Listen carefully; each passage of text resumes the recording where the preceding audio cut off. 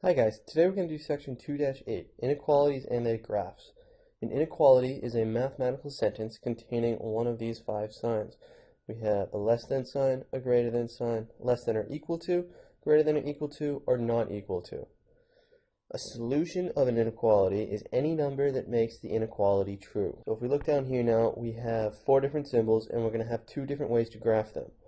The less than and the greater than signs we're going to graph with a little circle.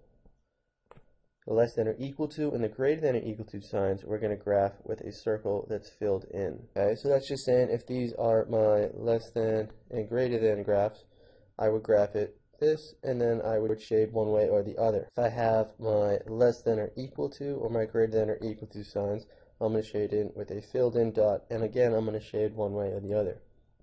So if we scroll down here to these four examples here. Our first one, we have y is less than 3.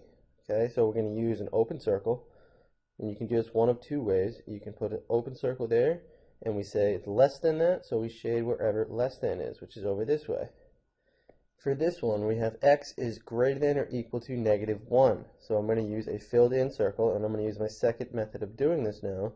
So I'm going to put a filled in dot, and instead of shading all the way like this over here, we're now going to draw an arrow up and go to the right to say that it's greater than -1. It's a little neater and you can see it more clearly.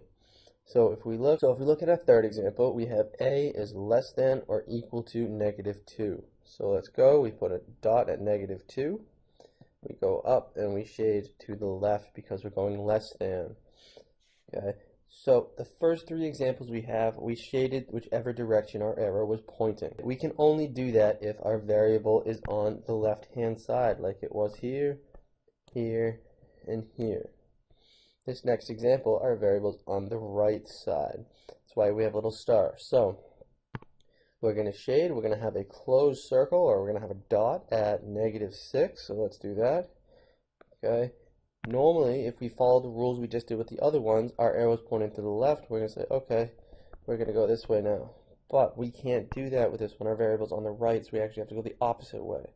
So we say -6 is less than or equal to g. If we rewrite this, we can switch it around, switch the sides. Okay, we now have to flip the sign, and we get g is greater than or equal to -6.